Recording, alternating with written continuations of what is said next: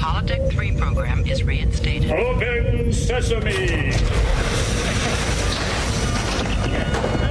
Commander Klingon vessel. We are energizing transporter beam. Now. Warp 1, engage!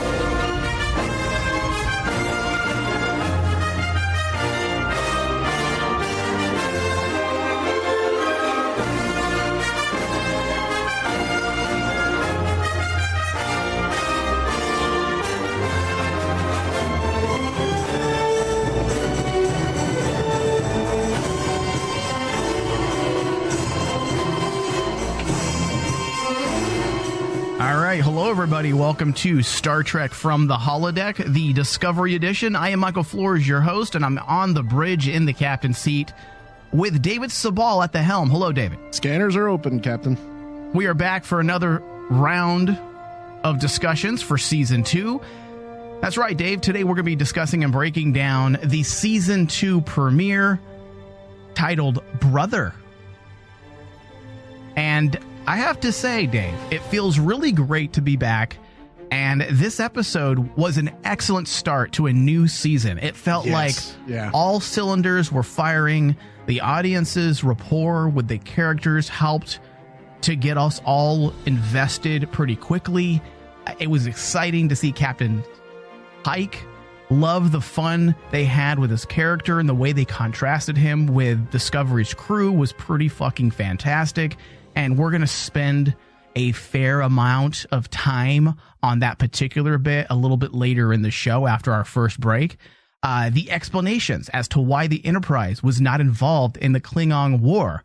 This was a question I believe you and I both had, Dave, a couple times during the course of Season 1, correct? Oh, yeah. And amazingly, they answered the question very smart. Yeah, smart and easy. Sometimes the simplest explanation is the best. Yeah. It doesn't need to be overly thought out necessarily, and sometimes that runs the risk of becoming heavily convoluted. We also had the introduction to a few new characters, one of which I surely fucking hope she's a permanent, because she was exceptionally quirky and fun. And that, of course, is Jet Reno. She's a fun addition, the doctor/engineer. Yeah. That character, I had low expectations for that character, but that character turned out really good. She went under everyone's radar, Dave, because everybody's been talking about Georgiou coming back for Season 2 as Section 31. Everybody's talking about Christopher Pike. Everyone's talking about Spock. And we have forgotten about these other new faces, and Jet Reno was a fresh of breath air, and I'm calling it now, Dave. Calling it now. She's going to be our doctor. She's an engineer, but she's going to be our doctor. I could see that. And I'm going to explain what I mean and how it's all going to work a little bit later. Tilly was also being Tilly. Tilly was awesome. Who last season was the levity the show needed amidst all the dark themes and tones. There's also a very obvious switch in the tonality, the overall tonality of the show, that was very easy to pick up on almost immediately. Yeah. The show is still dark, it's still mysterious, and at times brooding, but there's a big change in the overall ambience. And we're going to break that down as well. Plus theories, Dave. We will get into these at the end of the show. You can't have a discussion on Star Trek Discovery without a few theories, and I already have some. Right out the gate, Dave, I have theories. And I want you to slap me around. If my theory is stupid, I want you to smack me and say, no, that's dumb. How dare you? And if you agree, please back me up, because I think this will be the theory that we're going to push throughout the whole season. Last season, we had various things that we kind of pushed. The Lorca, the MU, Ash Tyler being a Klingon. There's a few things that we pushed and we co-signed on. Yeah. And agreed. Some were our own thoughts, and others was things that we picked up from the internet. But we're going to start that again this year, but we're going to talk about that at the very end of the show. All of this was good, but that doesn't change the fact that we've got a giant question mark hanging above us still, Dave. Oh, there's multiple. Yes. Last season's showrunners have been ousted, and executive producer Alex Kurtzman has taken over showrunning duties. I think a lot of people are curious to see what Kurtzman will do for Trek. Number one, will he fix some of the issues that people had with the first season of Discovery? Got to remember, this was the guy that was also a very, very big part of J.J. Abrams' Kelvin timeline films. Yep. Pretty much in all of anything that J.J. Abrams has touched, Alex Kurtzman has been there by his side. That's why we have a lot of theories that we're going to discuss, but one of the biggest theories that on my end is based on Alex Kurtzman. Yeah, dude, like, what is he going to do? What is he going to do? What is he going to do with Discovery? I mean, he's also the guy that's been making some really big Trek moves. That doesn't just include Discovery and the Kelvin timeline, but things that we've never seen before. I'm talking, Kurtzman is making waves that we've never seen happen, quite like what we're seeing right now. Yeah. We have Discovery.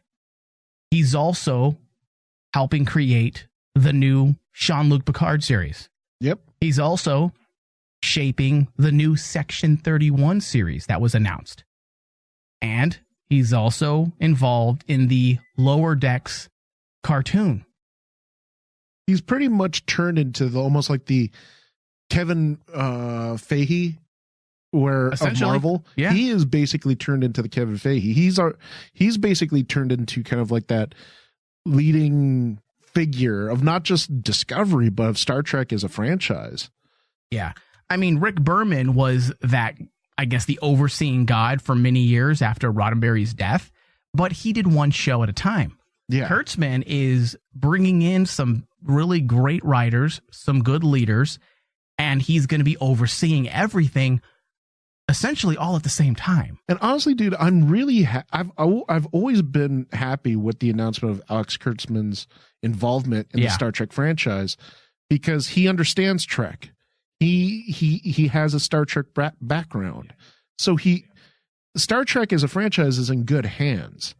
So I'm just excited. I'm excited about it. I'm just excited to see what happens, and having Kurtzman in control, a bit of a question mark, just because there's always some big shakeups when a show loses its showrunners. And I'm curious to see exactly what Kurtzman has planned for not just Discovery, but the overall consistency of the new renaissance of Star Trek that we have now entered. Very interested to see what happens. We are definitely in uncharted territory, and the future of Trek could be the brightest it's been in years. Yeah. A lot of potential. We're going to be getting into all of this and more, but first, let's talk Star Trek Discovery news. Anson Mount says Captain Pike's Star Trek Discovery story will not end in tragedy. And that puts the nail in one of my theories. Hardcore Star Trek fans, of course, know what happens to Captain Christopher Pike. It isn't a mystery. It isn't a secret. It isn't even a spoiler. If you don't know what happened to him, why are you watching Star Trek? Why are you watching this Star Trek? Captain Pike was in the original series in the 1966 episode, The Menagerie. He was also the first captain of the Enterprise before Kirk. Not the first captain in terms of continuity, but the first captain of the TV show. In the TV show, the pilot episode, which did not get picked up and was later paired with another episode, The Menagerie, and became a 2-part episode. So we ended up seeing it in bits and pieces. We saw the complete version finally for the first time. It aired on broadcast television in 1988 as the original pilot was intended to be watched. So for the most part, most of us know that it doesn't end well for Pike. He has a very morbid end. Very morbid, a little bit of hope. A little bit of hope, because the way The Menagerie ends, it's kind of like he's living in a fantasy world. But the guy's deformed. He can't speak. He can't move. It's very depressing. But he's living with aliens that are making that real. I mean, that was the big question of Menagerie. Would you be okay with that, Dave? Would you be okay knowing that your dick probably don't work?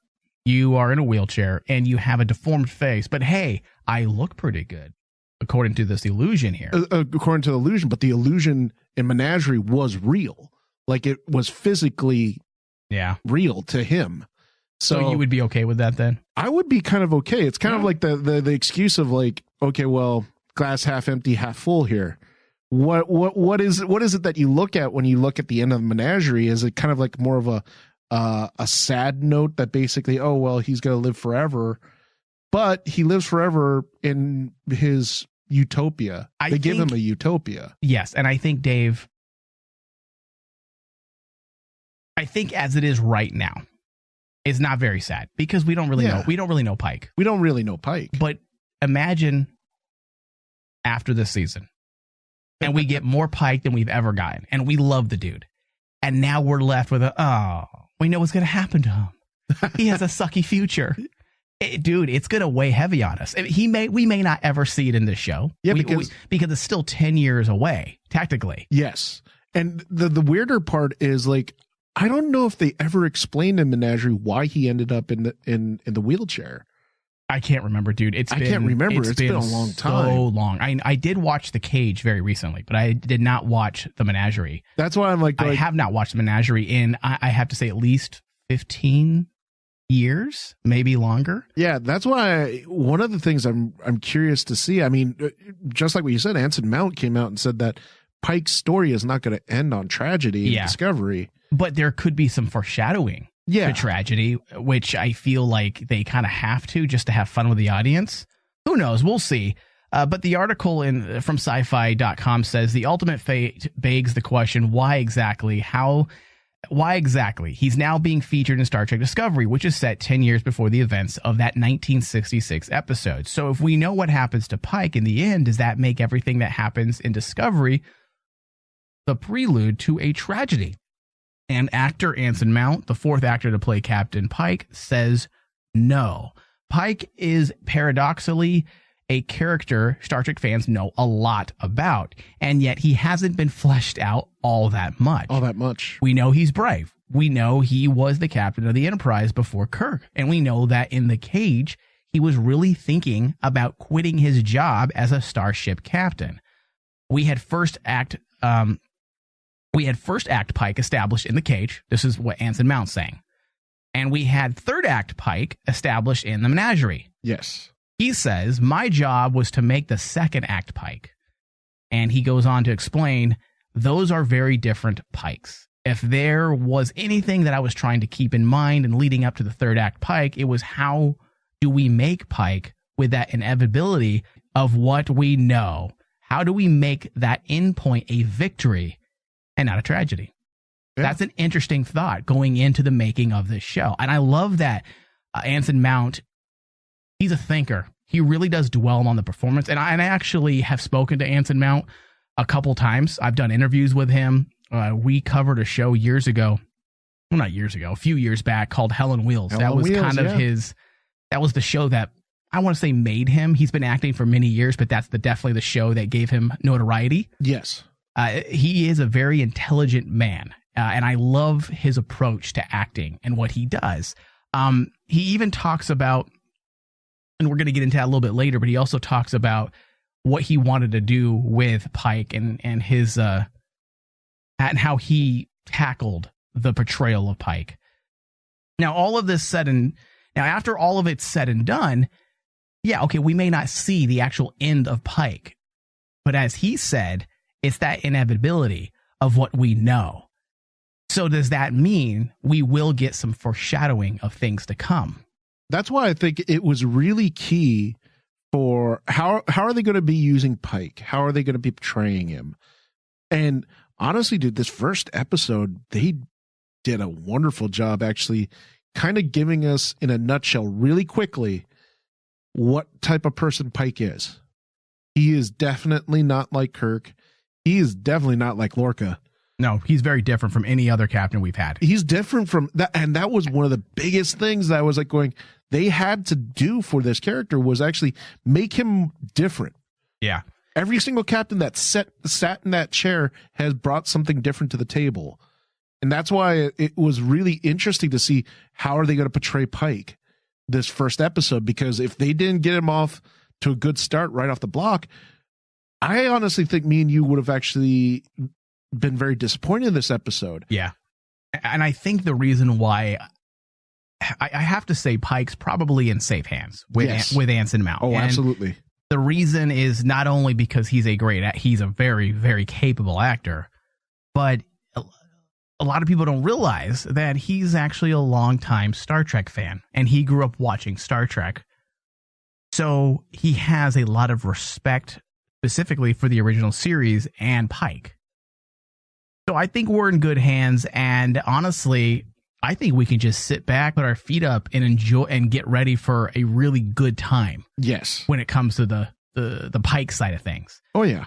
All right, Dave. So let's go to a very quick break. And then when we get back, we're going to jump into all the ins and outs of this week's season 2 premiere. Watch where you're going, you dumbass! Well, a double dumbass on you!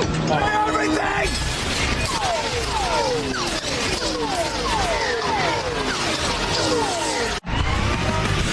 The Rain Man Show. The Rain Man Show. I'm sure Facebook memories have led to many suicides at some point. I mean, if you ever want to just feel unfulfilled with your life, just pay attention to those memories. They will always make you feel great. Yeah? Yeah. Remembering that 9 years ago, you had a promising future. And suddenly, you realize you live within the shadow of your former self in both achievements and looks. Where has it all gone wrong? Hey, Mike, 10 years ago, you were much better looking. Thanks, Facebook. I appreciate that. Something's got to be done about those memories, though. It's annoying. I wish you could turn it. It's not annoying. It's depressing, Thomas. You're not listening. Well, mine are annoying. Yours are depressing. I can wait till you're 40. Wait till you're 35, 36, and you saw, a photo. Hey, 9 years ago, Mike, you were producing a film. Thank you, Facebook. I know that. You would think they would also come out with an algorithm or come up with an algorithm and that also knows which are good memories and which are bad memories. They have to be more selective because they choose bad memories. I think it's almost on purpose. One of my friends from a film committed suicide about 12 years ago, and they reminded me as if it was a good memory. You remember Paul? Oh, Jesus Christ. I'm like, yes, I do remember Paul. For more Rain Man, visit RainManShow.com. Well, I'm not plotting to kill Barry Allen. I'm listening to Ryan Denton on Rain Man Digital's DC on CW. Obviously, Caitlin made him go get a haircut. It was probably one of those things. She's like, you know what would make you a 10? Get a haircut. Get a haircut. Dude, was it me or was she completely over the top trying to get him to stay? Like, dude, you couldn't have sucked his dick any more than the way you did it right there. It's for science, Ryan. Oh, I'm sure it is. The science of his penis and her vagina. Yeah, she's like, I'm going to be the first woman impregnated by an Earth 2 man. For science. For science. DC on CW. Head over to RainManDigitalMedia.com to get more details. Free stuff is awesome, but free stuff that will spice up your bedroom is even better. Just go to adamandeve.com and select almost any one item for 50% off, and then we'll load on the free stuff. Just enter this very exclusive code, DEAL30 at checkout, and you'll get 10 tantalizing free gifts, including a sexy item for him, a special toy for her, and a third item you'll both enjoy. And for your viewing pleasure, 6 free spicy movies on DVD. Plus, free shipping! Always sent in discreet packaging. So go to adamandeve.com now. Get 50% off plus 10 free gifts when you enter the exclusive offer code DEAL30. Again, that's DEAL30, because without it, no free stuff. That's DEAL30 at adamandeve.com. Energize.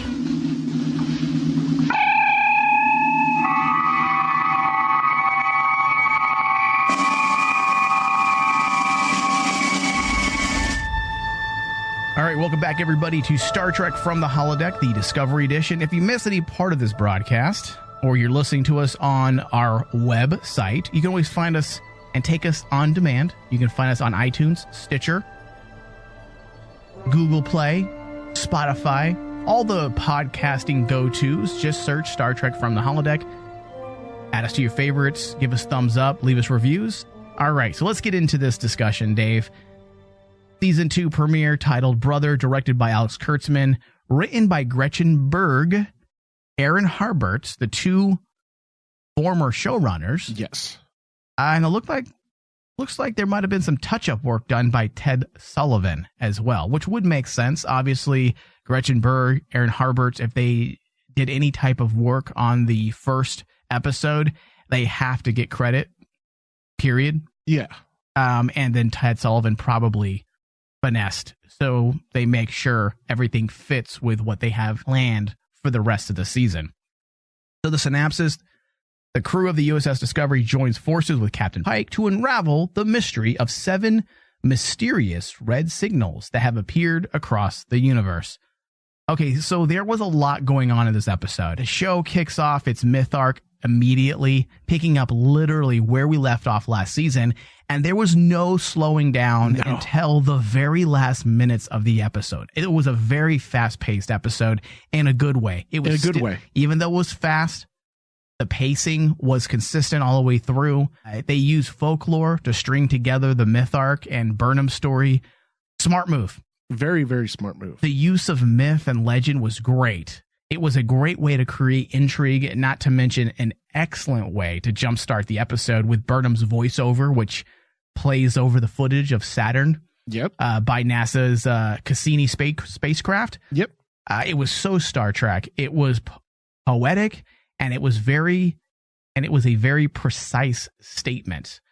Starting a new season is a lot like forming a thesis paper. Yes. You got to state your argument quickly and then back it up. Well, that's one of the things that basically I've always felt like the first season, that's what was missing.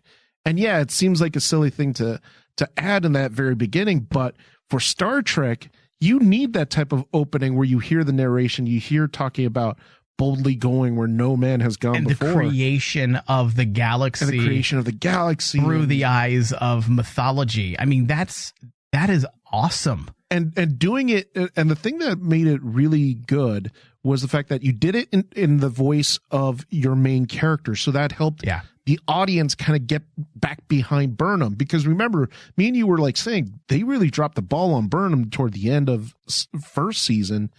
They have to repair that. They have to say, hey, this is the story of Michael or of Burnham. This is the story of her. So we're going to actually quickly do a rundown, trailer, hit her narration. She's the one that's talking. She's our main focus. And at that point, I actually felt really connected to Burnham now, where I was like going, okay, I'm watching what she's doing and everything that she does is important. And it felt like she was actually leading the show. That's a great point, Dave, because you're absolutely right. She was, I don't want to say she was lost within the craziness of the first season, but there was a lot of reasons not to really like her. And it's not Sonequa's fault. Sonequa Martin Green is a very capable actor. And anytime the writers would give her something, she would knock it out of the park. She's Absolutely. A very good actor. The problem with her character is from the writing standpoint. It was really hard to get on her team just because of the way they introduced her. And I get what they were doing, and I was okay with it. But after that, after her being kind of somewhat responsible for the death of her captain and the start of the Klingon War, I was just kind of wondering, like, why do we care about you now in this third episode? Like, it took me a lot of time to really care about her. And even after I did start to like her character, she still got lost in the original showrunners' design of their story. They were so focused on misdirection that they didn't bother to fully flesh out and develop numerous people in the story. Yes. And surprisingly, Burnham is one of them. There's a lot more they could have done with her character. But you're right, Dave. That opening was a great way to start the show. It made us instantly connect. It was nostalgia used appropriately. Yes. From the opening seconds, they were already laying down the breadcrumbs for this season's narrative within a matter of seconds. Not to mention the obvious connection to Spock's story, the story of the Khoisan people of the Kalahari Desert in Africa, that says that long ago there were no stars and the night was pitch black. A girl who was lonely and wanted to visit other people threw the embers from a fire into the sky and created the Milky Way. Yep. This story, Dave, will obviously connect to Spock in some way. We can take what we know of Spock from the last 50 years and combine it with what we saw in this episode, and we can easily see the parallels between the girl from the Kalahari Desert and Spock. For example, in this week's episode, Spock pulled and whisked the image from his computer and up into the sky, and it created a swirly, crazy creature. Yeah. That's very, very much the same as the Kalahari girl from Africa. Mm-hmm. He did this for a specific reason. Amanda was teaching him to overcome his fears. Yes. There was also a loneliness to Spock that was very clear that makes me think that the Kazian girl is essentially Spock, because this girl noticed that the night was lonely. If you read the rest of the story, she realizes that she's alone. There's nobody to talk to. And that's why she wanted to create in the sky light so that she can find other life in the universe and commune. Yeah. And I think that was the one thing that was really important when I was actually watching this episode and seeing that develop. It dawned on me that, yes, Spock is one of the most beloved, iconic characters in Star Trek mythos. Mm-hmm. We don't know barely anything about him in his younger years. Yeah, it's wide open, man. And like, it dawned on me that basically, like, a lot of people were like saying, "Oh, they're gonna change Spock. They're gonna change Spock." And in this episode, I'm like, actually change what? We don't know anything about him. In fact, Dave, in this episode, they didn't change anything that we already know. We already know about If anything, they strengthened what we know. I mean, we do know a little bit of Spock's childhood, but if anything, like I just said, they strengthened what we already know. And if they're going to flesh that out a bit more, then fine. We could finally find out why Spock and Sarek really don't communicate. We do know there are things that have been stated throughout the years why they didn't communicate. We know Sarek wasn't entirely happy with Spock going into Starfleet. Yes. But that could be one of many things. We already know when parents get mad at their children, it's not just one thing that prevents them from communicating with their child ever again. Usually it's an accumulation of several things. And dude, one of the most awesome moments in this episode was the whole, when it came to Spock, the whole dialogue between Burnham and Sarek in that room. And then you're not getting a gauge of their relationship. You're getting a gauge of what Spock is like. Yeah. At this point, when Sarek tells Burnham, "I haven't seen Spock in years," and it shocks her. But like, you look at Sarek, just basically goes, and he has that look as like a father figure going, you know, what could I do? Yeah. What could I do? He's my son, but you know, it's also a two-way street. It's kind of his choice that he didn't want to talk to me. Yeah. And it's like that in itself. I know that a lot of people say that, well, that whole dialogue was for Burnham and Sarek. No, that's more about Spock. We're learning to, in this episode, I was really impressed on how they were trying to lay the breadcrumbs of Spock as a character without using Spock at all. Like, he was being told in second point of view from like other characters' perspectives. This is what he's like. Yeah. Oh, and that dialogue, dude, like told so much of what his character is right now. Yeah. And all of this, Dave, was done within the opening minutes of the episode. You realize that, right? Everything we just discussed happened within the opening 4 minutes. Yeah, it was actually within the 4 or 10 minutes. It was an excellent inciting incident, and it did its job to pull us back into the show. I like that they set up an actual story and not rely solely on misdirection. As I've said numerous times, that was my biggest problem of the first season. As a fan, I enjoyed the hell out of it until the ending, when the war was just abruptly over in the most superficial of ways. And then upon a complete retrospective, you and I realized that the actual myth arc of the season, the Klingon War and Burnham's redemption, was very shallow. It was. And was just there to keep the season connected, but most of the show was focused on building misdirection, not actual story. You know, who's Lorca? Who's Ash Tyler? Oh, Lorca is actually from the Mirror Universe. And because I understand writing for television, that's what a trained eye sees. The story was probably formed around the Lorca and Ash reveal, and the story was there to just disguise the reveals. Yes. And in this episode, the difference between this episode and season 1 was the fact that, just like you said, it's night and day. Yeah. They established their narrative. Dude. In one episode. Yeah. This episode from the very beginning is already laying down narrative pieces, and not just misdirection, not just a moment that we will probably see in a couple episodes, but they laid down the actual groundwork for the entire season. Yep. All right, so this takes us into Spock and Pike a bit more, and of course the Enterprise, all things that made the fanboys in us squeal with excitement, because we did. Although the critics in us were very scared. Yeah, we immediately were filled with dread and fear.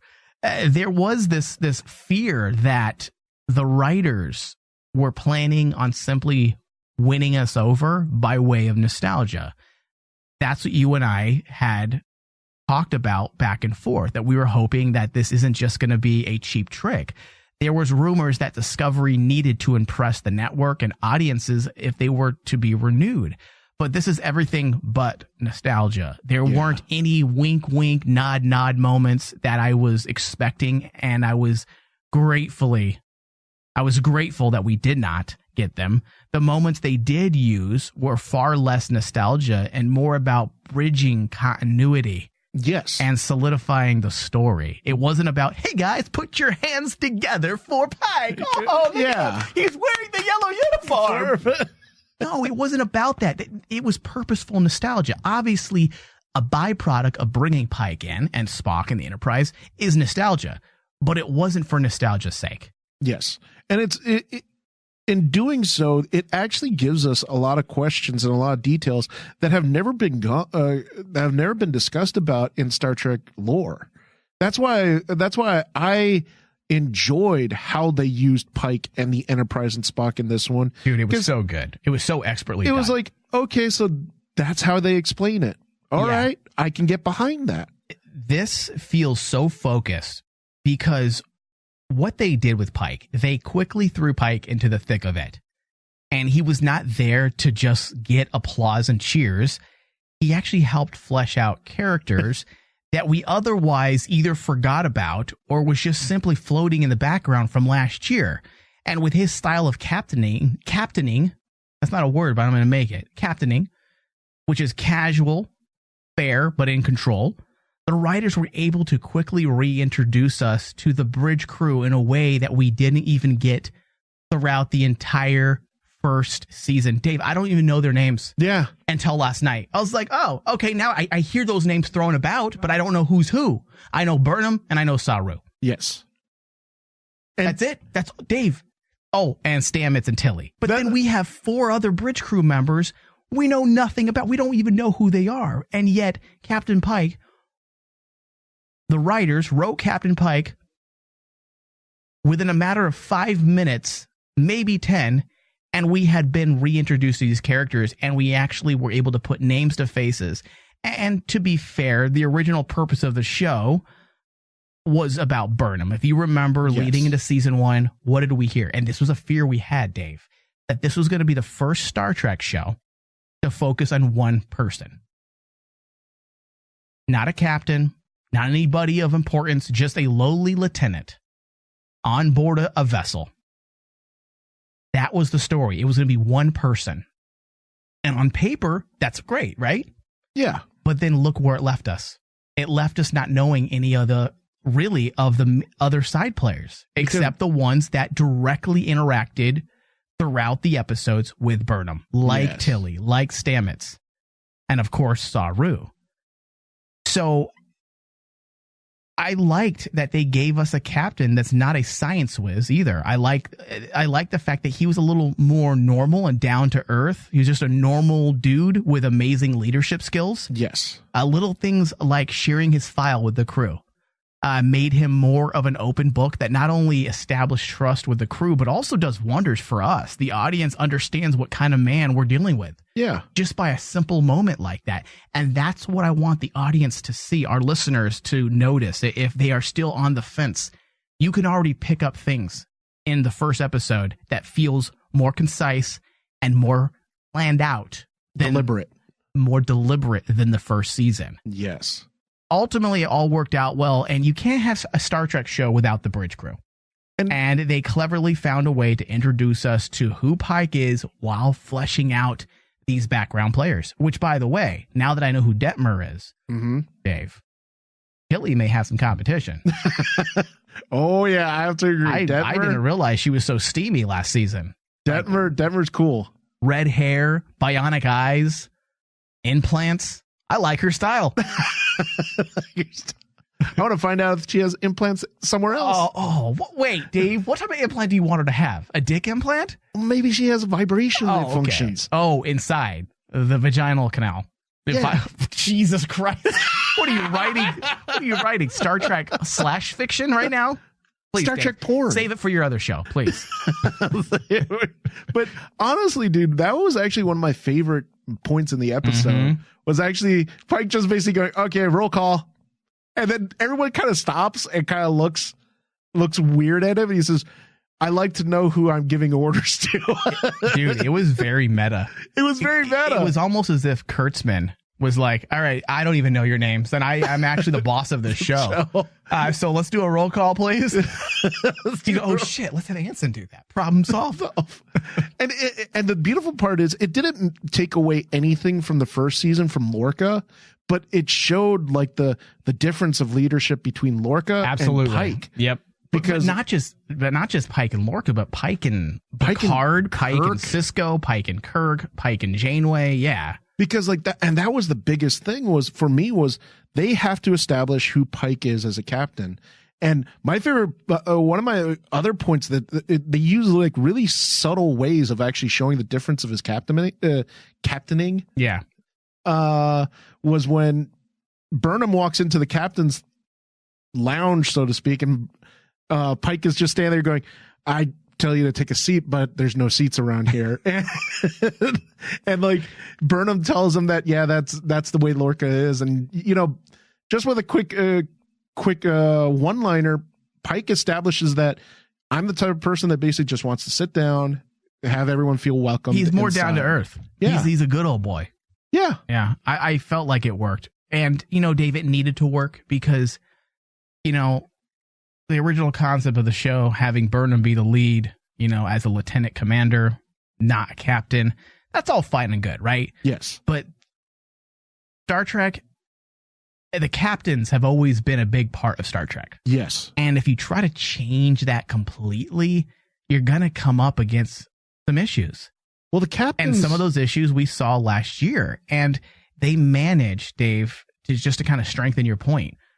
They managed to contrast his command style from the others and set it apart. Yeah. In just a matter of moments. It's very smart. It was very smart writing this week. I did have a lot of hesitation going into the season. You and I both. I knew that Anson Mount would kill anything the writers threw his way because he's an outstanding, underrated actor. But he doesn't necessarily control the creative process exactly when it comes to writing. And I was concerned that he was going to just be a gimmick casting to help bring naysayers and people still on the fence about the show. And he was not. In fact, I loved what he did with his the way he played Pike. This is something that we had touched on briefly at the top of the show. And I want to share an interview that he did, I believe, with Sci-Fi Channel.com. He says, I'm a big believer in stealing as an actor, but I don't see the benefit of being that on the nose, he says.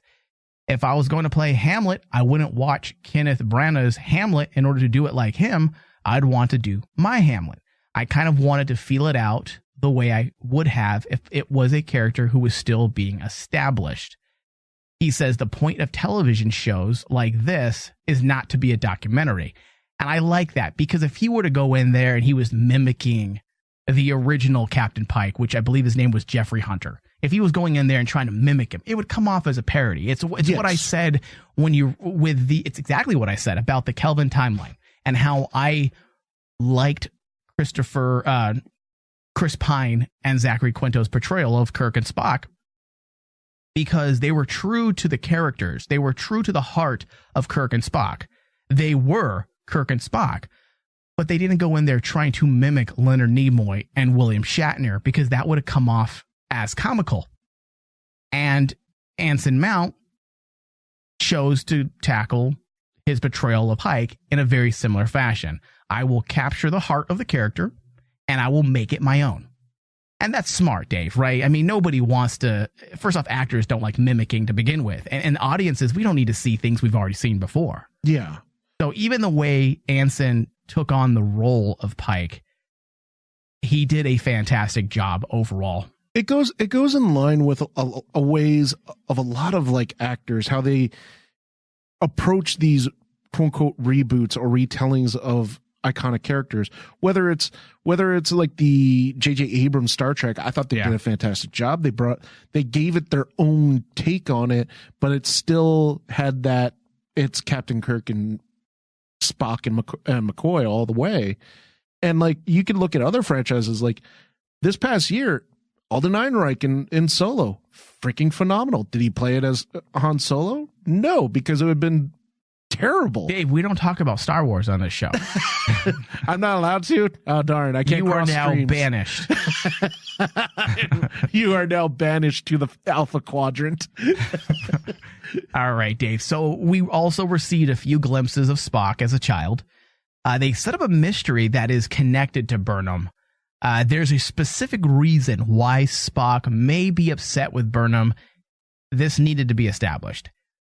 Because, first off, I don't think there's going to be resolve. I think there'll be a sense of closure to their story, Burnham and Spock. Yes. But there won't be a resolve. No. Otherwise, we would have seen Burnham, or Spock would have mentioned Burnham in movies, and obviously it's too late to go back and do that, and they're not going to retcon movies. That would be the end of Star Trek Discovery. No fans would ever watch the show. But at least we know that there will be possibly some closure to their problems. Now, what is this problem they have? Is it that she had more of a meaningful relationship with his mother? We've heard a few times through the years that Spock did not share many emotions with his mother because of different reasons. Sometimes his father, sometimes it was himself as a child, that he self-regulated himself. He self-regulated how he would interact with his mother because he didn't want to disappoint his father with emotions.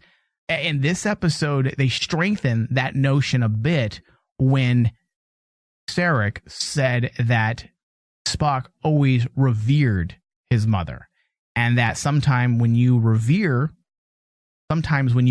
someone, there isn't much room for anything else. Yes. So he respected her so much that she became unattainable for him, essentially. Yeah, almost like a mythical figure. Yes.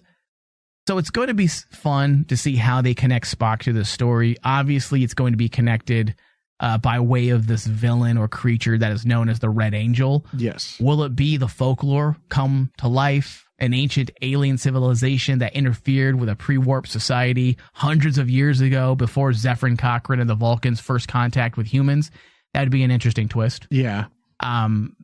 Connecting that folklore story that Burnham told us at the beginning of the episode and making it fit with the fictitious story of Star Trek Discovery, I think that would be amazingly cool. Yeah. But who knows? I mean, this is some very deep speculation that I don't really want to get into right now. And honestly, on the other side of the Spock equation of this whole thing, the one thing that I took away from that particular moment you were describing in the episode, it made Spock that we know more special, because like it really does put into, you got to remember in the movies, even like when you deal with Spock's childhood, it's never spoken about.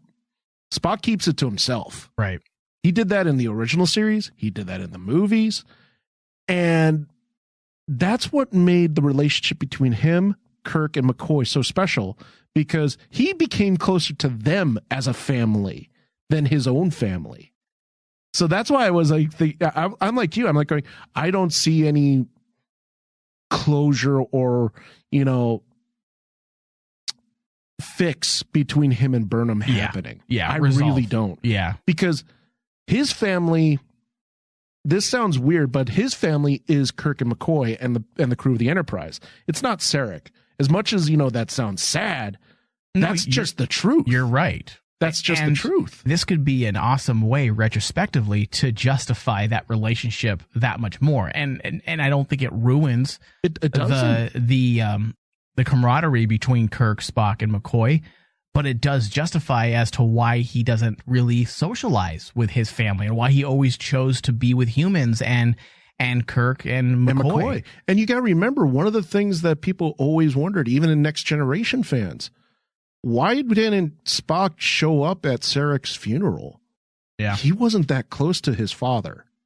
So if you're expecting... And let us not forget that Spock gave his Katra to McCoy. Yeah. Which is a big, big no-no. And if you remember, Sarek was really upset. Yeah. He was upset because remember, in the Search for Spock, he looked at Kirk and said, how dare he give his Katra up to him? This is before he respected Kirk. Yeah. Yeah.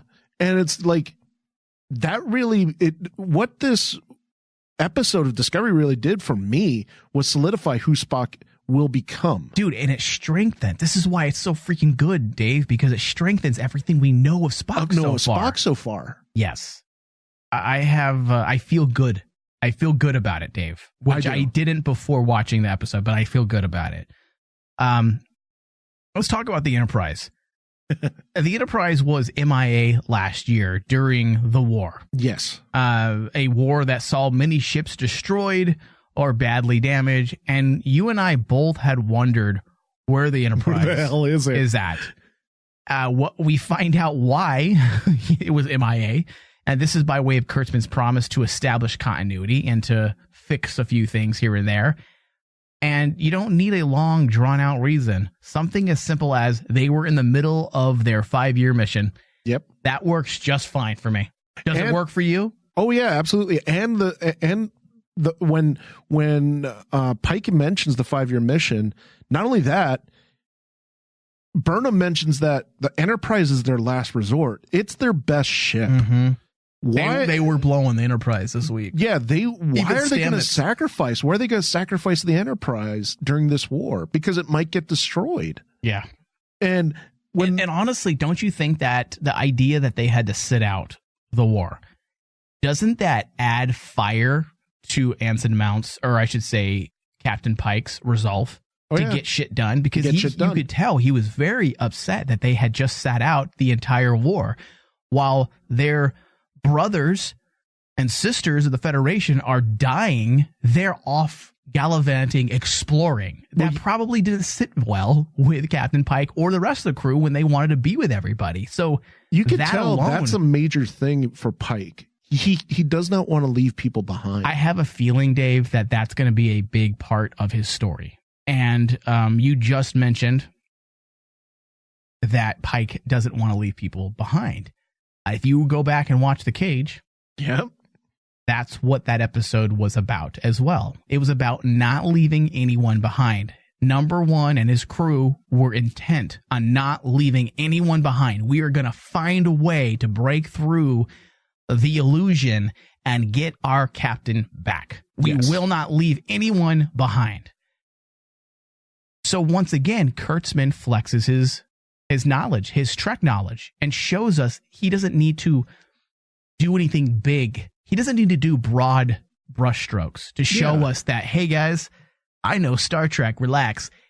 Little nuanced approaches like this to our characters helps us realize that Kurtzman knows what the fuck he's doing when it comes to these characters. And it's simple writing 101. You don't have to take great big twists and turns to make a story good. What you have to do is stick to your writing fundamentals. sometimes writing fundamentals means add one piece of dialogue. Yes, Dave. Exactly. And just, again, to piggyback on top of that thought, what did we talk about last year? One of our favorite moments in Discovery's first season was the trifecta of brilliance and what it did for Burnham's growth as a character. But if you notice, Dave, we have 3 new ingredients. Yes. For this year. I don't know if it's intentional. Pike, Spock, and the Enterprise. It was less about cheating by using nostalgia and more about fleshing out. Pike in one episode was used to flesh out our bridge crew and reestablish trust. He was also the bridge to Burnham, I guess is the best way to say that. He was the way that the audience who may have been disconnected from that character, he was the way we got back to her. Yeah. Spock is being used to push Burnham's story forward. With the Enterprise comes a way for Burnham to establish a relationship with her adopted brother, who no doubt has a connection to what is happening, as I said, with the red signals. So everything that was included in this episode was not wasted. Every part had purpose. All right, so let's get into a live read really fast. Get more Star Trek from the holodeck every single month by simply pledging. Head over to patreon.com/RainmanDigital and pledge $5 or more a month and gain access to more Star Trek discussions, from breakdowns, analysis, reviews on comic books, past episodes, Star Trek themes, Star Trek philosophy, you name it, we do it every single month on our Patreon page. So head over to patreon.com/RainmanDigital and pledge $5 or more a month.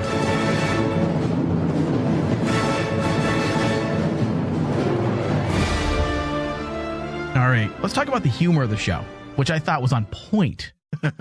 Yeah. It was on point. There's a big shift in tone. Arguably, season 1 was designed purposely to have a more dark and brooding type of tone. That's a given. The Federation was at war. We had Mirror Universe Lorca betraying the Discovery crew.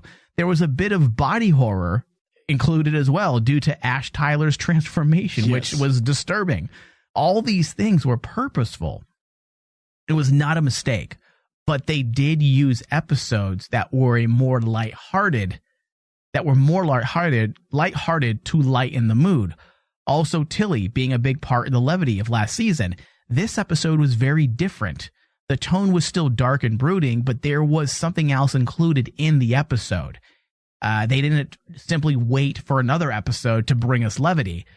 There was humor. There was hope. I'd even say trust, which something no one had last year. Yes. It's a better choice to do it like this, like what we saw in this episode.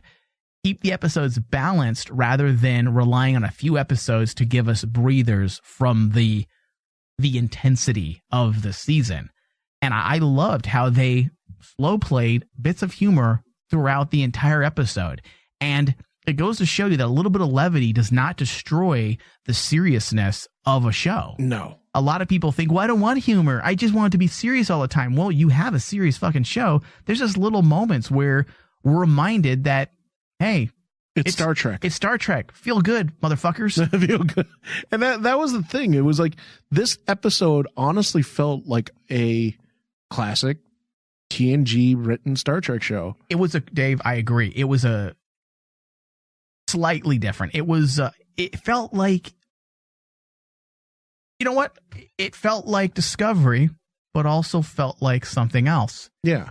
Kurtzman is, I won't be able to definitively say until the end of the season. Yeah, I don't think we'll be able to say the right tone this show is going to bring until the very end. I can't say without without some doubt, but there is something very different going on. Yeah. In terms of the untangible. Obviously, we have the tangible moments like the narrative. That's those moments for the most part, if you know what to look for, is easy to break down and analyze. But then you have the intangible, like more of the things that affect us subconsciously, like themes, like motifs that comes that's more or less on the shoulders of the production design, the art department, understanding what's happening within the subtext of a script. And there's a lot of that going on in this particular episode. I also like that Tilly and Stamets were paired up this week. Their story was a personal one, but also a practical one as well. One that helped kick the season off. The asteroid where the red signal was coming from also caused, and this is interesting, Dave, the mycelium to react or create some type of activity. I believe Tilly said it's similar to what the tardigrade did when he was close by, correct? Yes. Yeah, so the readings that they got were similar to the tardigrade. Yes. So it looks like we are not done with the mycelial network just yet. But dude, I love how they just also kind of explained away the spore drive. Because like that scene where Stamets basically looks at Tilly and says, listen, I just did my masterpiece. That was actually a really good scene because he was like where he basically compares it to that opera singer, and when the opera singer hits the perfect note, she stabs herself in the heart to die because she hit the perfect note. Yeah. He sees the spore drive, what he did in the first season, that's his magnum opus, that's his masterpiece. Mm-hmm. What the heck does he have to do left? There's nothing here that will remind him of anything, so he decides to take down the spore drive and put it into storage. Yeah, I like that moment quite a bit. I love that moment because it was kind of like, yeah, this makes sense for Stamets, a character like Stamets. So is Stamets going to leave then? Do you believe that, or do you think that's just a little bit of drama to get the story going? I think at the end of the day, Stamets will leave. Okay, because he's currently our chief engineer, right? But with the introduction of Jet Reno, though, are they creating an exit for Stamets? I see a part of me. You know what? I can't see it. I can't see us having two engineers, number one. Yeah, exactly. Unless she becomes our doctor instead, like I said at the top of the show. And we know that the spore drive comes back into play from various trailers and stuff like that. Yes. So Stamets has to be around for the spore drive again. If anything, let's go with the line of thought that he is leaving the show. It's not going to happen till the end. No, I definitely think that not till the end. If he does leave. Because I think Stamets' narrative is actually him coming to terms with the loss of his lover, the doctor. Yeah. And that's his narrative for this season because that's a big thing. I think he's going to come back to life. I think Jet Reno's going to bring him back to life somehow. Jet Reno just goes, hey, look, I have a dilithium crystal attached to this matrix over here, and I'm just going to plug it into his dead corpse. I'm going to use this dead, just like what she did. She took a heart from a different creature and then engineered it to another creature. I'm going to Frankenstein your lover back to life. Are you going to be happy? You'll stay with us. Just stay away from him for about a week because if you guys want to have make love or whatever, his inner body might be a little rotted. Let it heal. And his inhuman strength might rip your dick off. Oh, Jesus. All right. So, personally, if I had my way, Dave, Stamets would stay and the doctor, and Jet Reno would become our doctor instead because we don't have a doctor. We have that miscellaneous doctor that walked by. Yeah. Which, if they were to do this, I would be ecstatic if they went that direction. Some of the best doctors in Trek have been ones with quirky behaviors. Yes. Bones, I'm not even going to put him in the equations because Dr. McCoy was amazing as a character, but Bones was less of a doctor in the original series and the movies. Please don't impale me or murder me, Star Trek fans. He was more of the lead character. He was there to assist with Kirk and Spock. Yeah. He wasn't a doctor in the vein of Dr. Beverly Crusher and Bashir. But absolutely. My favorite doctors, Dave, outside of Bones, was Robert Picardo's EMH doctor from Voyager. He was fantastic. He's my number one favorite doctor. And I loved Enterprise's Dr. Phlox. I thought he was awesome with what they did with him. I know you didn't like him, but I liked his story. I liked what they did with him, how he used different species of alien insects to cure people. Yeah, it was different. That's why. And it was different. Yes, it was something different. Whereas when you compare it to Dr. Bashir, she was not Dr. Bashir. Dr. Beverly Crusher was boring. What did she ever do except, push Picard, Wesley Crusher out of her puss and give us that horrible gift and give us the adult fan fiction of her having sex with Picard every day. I mean, Dr. Crusher movie, Dr. Crusher, okay, I can get behind, but TNG TV series, she was just boring. And Dr. You Bashir, gave us Wesley, and Dr. Bashir was so over the top obsessed with Jadzia Dax for 2 seasons that he didn't even have his own story. His story was literally about trying to bed Dax. Well, for 2 seasons. He didn't get interesting till the very end. When he was aligned with who, Dave? Section 31. Exactly. When he started he played double agent. Yes, because Garrick was training him the whole time to become like, counterintelligence or, espionage type guy. That's when he became interesting, and he wasn't really a doctor anymore. So that's why I say my 2 favorite doctors of Star Trek is the EMH doctor and Dr. Phlox. Those are my favorite doctors, and doctors because of the quirkiness and their approach to medicine is why I like them. And if they plan to do something like this with Jet Reno, the fusion of technology and medicine, then the writers just created something unique, but at the same time fits an archetype within Star Trek that works. Yes. I'm fairly certain they're going to do this. I'm just going to be ballsy and say it now. Why else do you spend time on developing a character in this way? Why do you have her there connecting pieces of technology to crew members in order to keep them alive? There's got to be a reason. The only position that needs to be filled right now by a face is the doctor.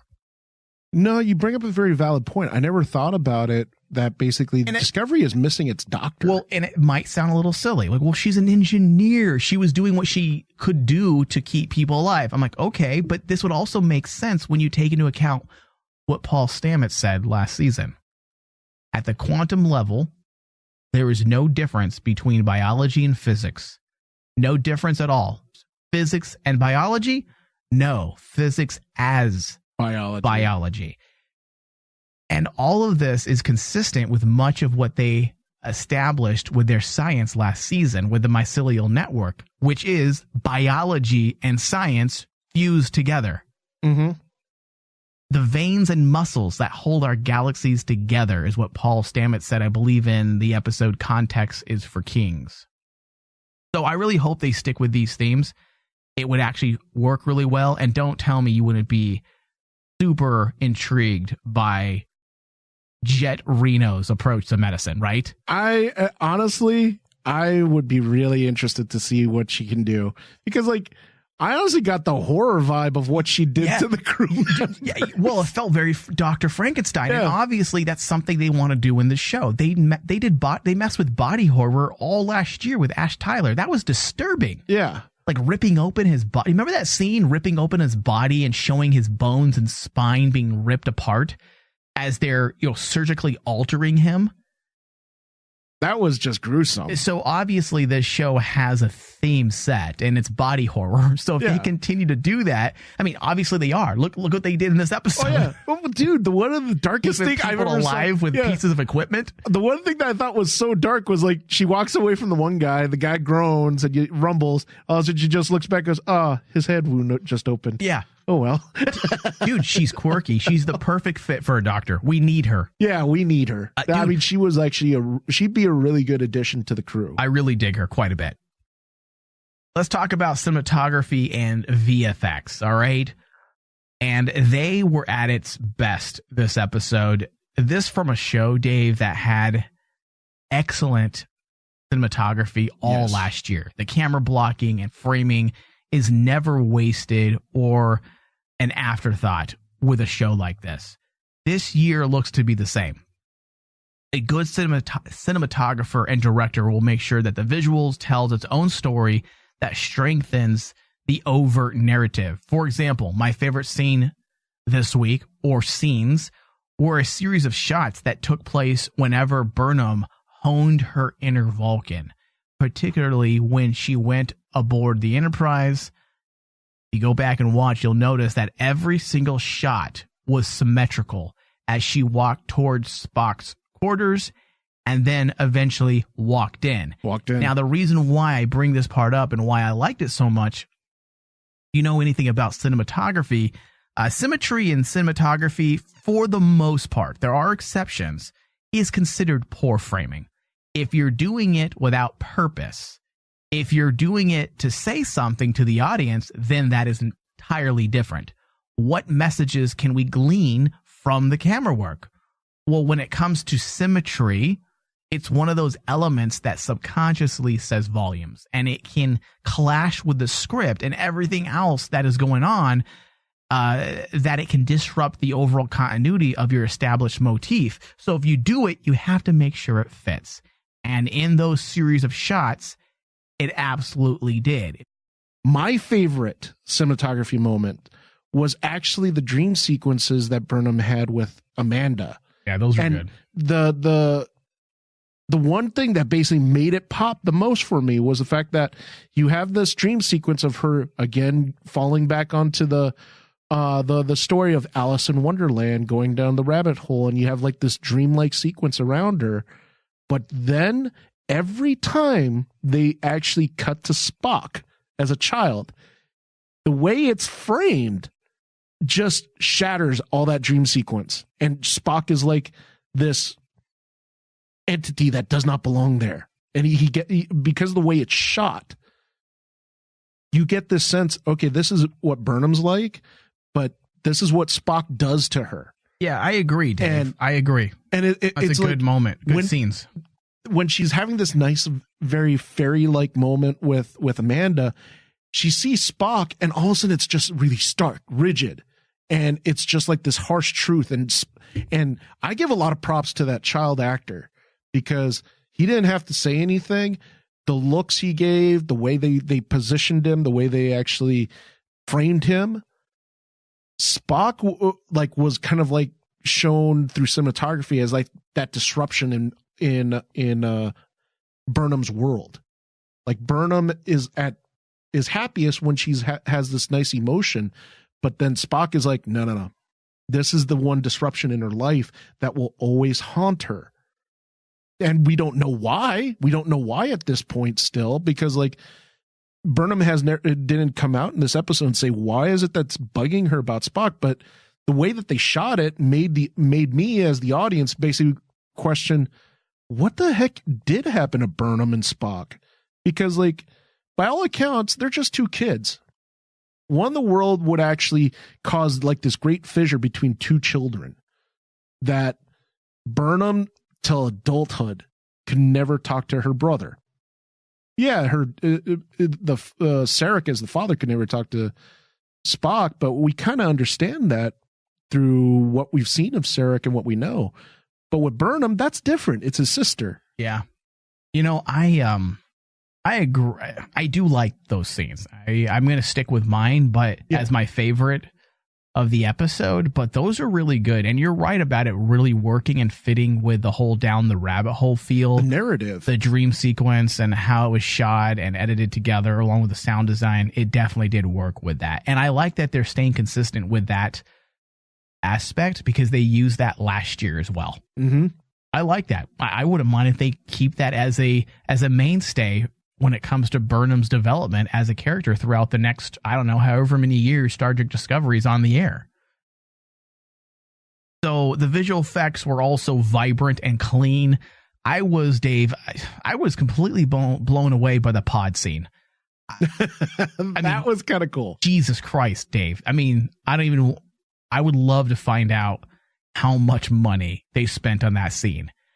And I'm hoping they release a VFX breakdown of that scene. I have to see how they did it. Yeah. It's intense, right? It is intense. But beautifully done and beautifully rendered out. I mean, the texture of the asteroids, the texture of the surrounding space, the debris, the way it interacted with the pod, dude, it was an excellent render job. It looked beautiful, and it was graded correctly so that it fits within the scene as well. And not only that, it made Discovery look epic. And that's what, for me, felt like a movie, right? It felt like a movie. Yeah. And it felt like Discovery, for me, they, in the first season, Discovery to me as a ship never seemed impressive till this episode when they did the pod scene, because it's like, holy crap, Discovery is bigger than we thought. Yeah, what else does Discovery have hiding in the bowels of the hull? Like, holy shit, they have an entire pod network inside. An entire pod network inside.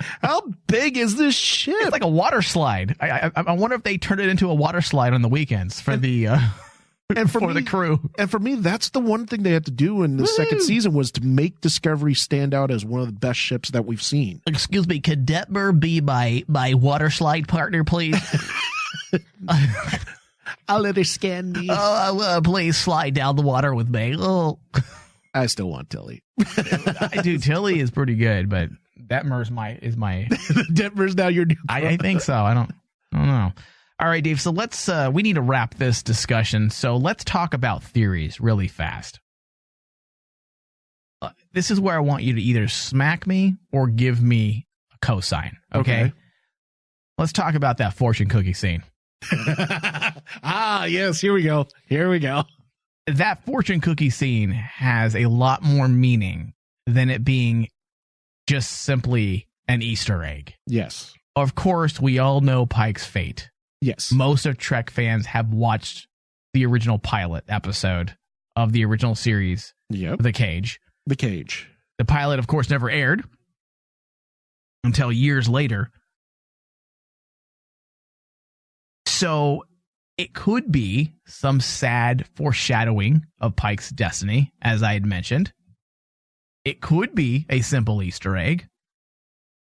But there's also another way of looking at this, Dave. And this is where I think the obvious is it's foreshadowing for Pike, right? Yes. That's probably the obvious. The obvious thing would be it's foreshadowing for Pike. If you know what to look for and you know your Trek, it's the obvious. But there's another way of looking at this.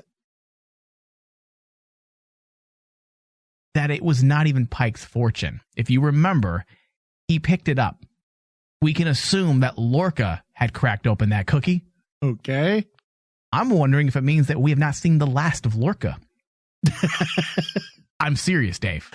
We don't know what happened to Lorca Prime. Oh, you're just ball tickling now. We have no idea what happened to Lorca Prime at all. We don't know what type of person he is either. And technically, Dave, we don't even know if maybe somehow MU Lorca could come back. We don't know what he had up his sleeve. Yes, we saw him die, but come on. Come on, Dave. I think that's a little more far-fetched. But the fortune cookie read, not every cage is a prison. Not every loss is eternal. Now, yes, the obvious is that's foreshadowing for Pike. But let's talk the Star Trek novel that came out less than a year ago called Drastic Measures. And the ending with Lorca in prison. And yes, it is not canon. We already know Star Trek books are not canon compliant. However, in this new era of Star Trek, we do have a singular entity in charge of the tie-in media into Discovery. And it's Kirsten Beyer. And she's one of the writers on Discovery, and she's in charge of all the tie-in media, comics, books, etc. As we have said before, yes, it may not be continuity, but it could be. Those ideas could be coming from a place of knowledge within the writing room in a way that's never been done before. Because in the past, when Star Trek books are written, they're just written. Like, all right, you do this, you do that, you do this. There's no tie-in. We're not going to tie in. There's no TV series currently running for this run of books, so just do whatever you want. There's an actual current running TV series, and you have tie-in media that's helping to promote and market the TV series, right? Oh, yeah, absolutely. Now, in Drastic Measures, at the end, it flash forwards from its prequel timeline, and it flash forwards to Lorca in a Klingon prison. Was it a Klingon prison? Yeah. Klingon prison. And that's how it ends. Even if it does hint at Lorca, it probably was meant to have more than one meaning. So it can go in any direction. but that's my speculation. I feel like that fortune has more to do with Lorca. I just feel like Jason Isaacs is too big of a name to just let go. And also, it's a big question mark, Dave. Okay, so MU Lorca is dead, okay? But we still don't know what happened to Prime Universe Lorca. We have ideas. They clued us in. So we don't necessarily know what happened to Lorca, right? He went missing. I believe they said that in the MU, right? When they actually crossed over to the Mirror Universe. Yes. Okay, so again, I have to catch up on my season 1 again for that little bit of information. But that's my first theory of the year. I know it's really early and there's not a whole lot to go on. But I'm going to say that fortune cookie scene was just too fucking good to be as simple as just foreshadowing. Foreshadowing of Pike. Especially because it's not his fortune. Now, I would have actually vetoed it. However, you make a very strong point. I'm going to veto you, David. You make a very strong point because the one thing that you actually pointed out is Pike didn't open that fortune. That was actually Lorca's fortune. Yeah. So, yeah, I could see the funny part is I could see Discovery taking that route because what Discovery established last season was the fact that they do like doing twists and turns and surprises. And they overdid it sometimes last season. But with the certain times last season, they did it very well. So this is something that I would agree with you is kind of like, this is something that they could possibly take down that route. Yeah, I mean, it does feel like a lot to throw into a show that already has a lot going on. But based on what we saw this episode, seems like Kurtzman knows how to juggle. Yeah.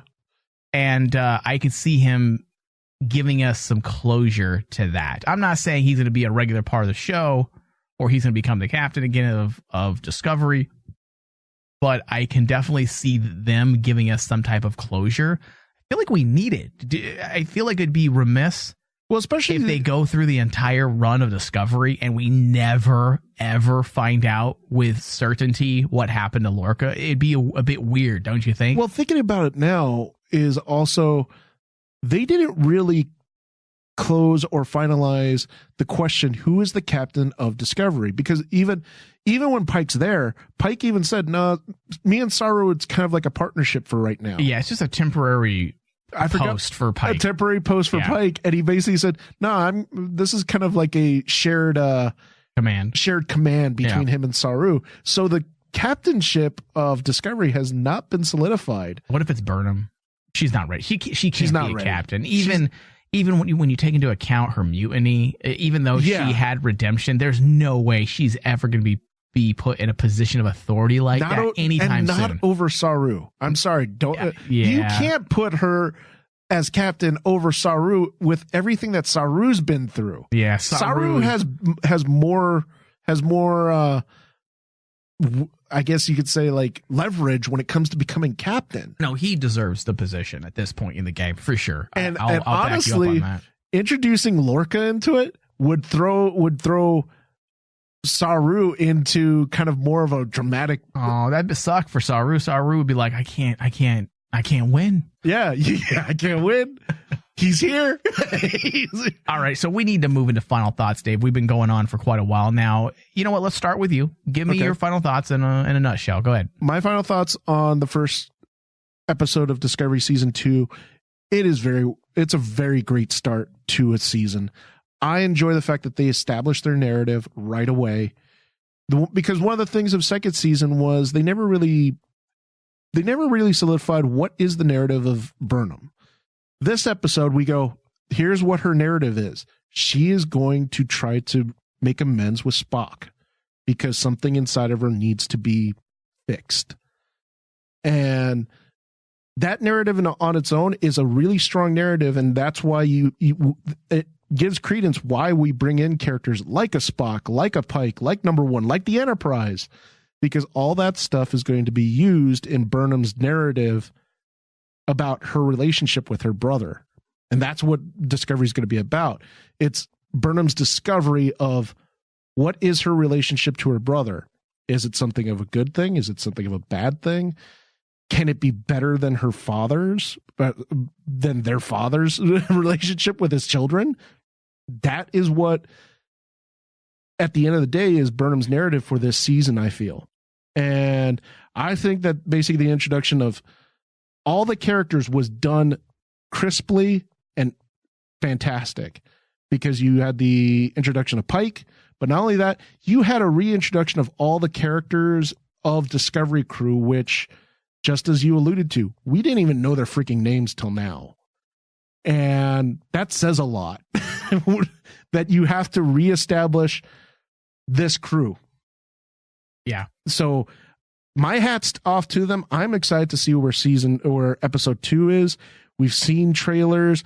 There's so many questions for this season that I have, dude. I want to know, where the frick is L'Rell? Where is Georgiou gonna come into play? Oh, I can't wait, dude. Georgiou, dude, she is a fucking seductress. Like, I want her. I'm trying to figure out, okay, she is steamy as hell in those previews. How in the hell does the Federation allow a murderer, ex-ruler, let's say that, empress of a very evil empire run around their universe? I'll tell you why. Have you heard of Operation Paperclip? World War II, when the United States government gave all of the smart Nazis a pass so that they can give us a leg up in science. Every government has an underbelly, Dave, and Section 31 is the Federation's. And I don't think that, you know what, we're going to save that topic for another time, and whether or not they should or shouldn't do that, we'll talk about it once Georgiou has been brought into the show. And then my final thought on that episode, that was your final thought. No, my final theory. Oh. We're going to see a connection to J.J. Abrams' universe. We have to. At this point, you think so? We have to. I thought maybe Picard series would do that. I think Discovery, Picard, and all the other ones are going to connect, because it seems that they're all going that route to try to make Star Trek one solidified franchise and one solidified universe. Yeah, I can see that. I think in this season, many fans will cry out in anguish when they actually connect the Prime and the Kelvin universe together in a nice, happy little bow. All right, Dave. So my final thoughts. Loved the season 2 premiere. I felt like it was the best of season 1 mixed with what was missing.